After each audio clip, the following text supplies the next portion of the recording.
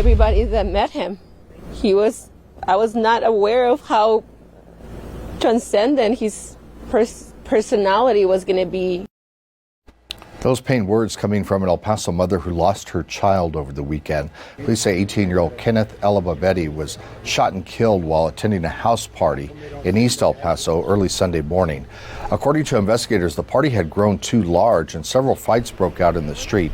That's when police say Kenneth was shot. The suspect still has not been caught. We spoke with Kenneth's mom about the kind of legacy that her son left behind. His friends are telling me that everybody that ever met him liked him. You know, everybody that met him were very touched by him. So I want to bring awareness to parents to stay on top of what their children are doing. If they're going to go to a party, pick him up, take him yourself. No arrests have been made in this case. If you know anything that might help police find the person who shot Kenneth, you're asked to call. A shift in mask policy in Eanes ISD after last night's school board meeting. The district already has a mask requirement in place, but now the board decided what will happen to students who don't comply. CBS Austin's Adela Uchida is live at Eanes ISD administration offices tonight with more. Adela? Yeah, well, the change in Eanes ISD hasn't gone into effect yet, but when it does, children who are not wearing masks can be moved to a separate learning environment. Jill Van Voris is mother to a high school junior who goes to Westlake High School. She was at the Eanes ISD school board meeting last night.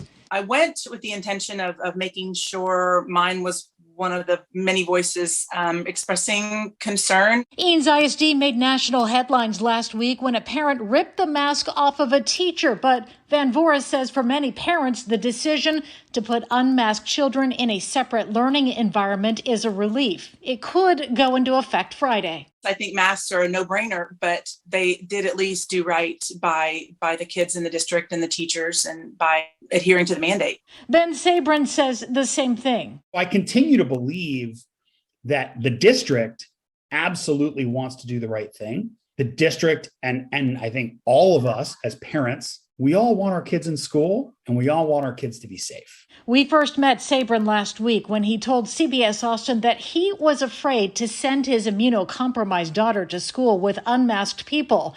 Nicolette Sabrin has a rare disorder called CTLA4 that revs the immune system into overdrive. She takes prescription drugs to keep it under control. She gets an injection of a medicine called Orencia, which is an immune suppressant. Eanes ISD made accommodations for Nicolette after our story aired, but last night's board decision is more peace of mind. This isn't about politics. This is about public health. And that's the way I feel. Van Voris still worries more kids will catch COVID before the new policy is in effect. From a percentage of kids testing positive for COVID, we are on the heels of Leander right now with positive cases. And I hope Friday is soon enough. A look at the Eanes ISD dashboard shows right now there are 13 staff members with an active COVID case and 57 students. There are about 8,000 students in Eanes ISD. Live in Austin, Adela Uchida, CBS Austin News.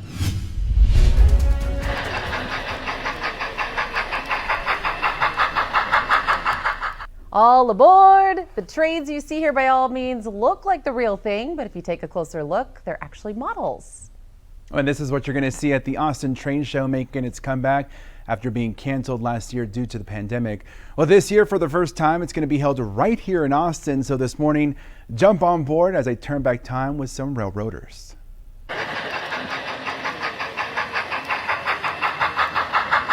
From the snow, the storefronts, and even tiny people, there's no denying this is a masterpiece. People who aren't very familiar with the hobby are usually pretty impressed. They come in with sort of an expectation it's going to be kind of toys. It's taken 18 years to get this railroad model of the Denver and Rio Grande Western Moffett route just right, and there's still more to do. The nostalgia is definitely a big one. It's not just a nostalgic view of the way things were.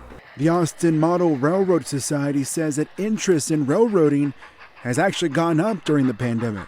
People got tired of putting together jigsaw puzzles. And they were looking for other things that they could do at home. After a year delay, the Austin Train Show is pulling into the Palmer Event Center for the first time. This is going to be the biggest one we've ever had.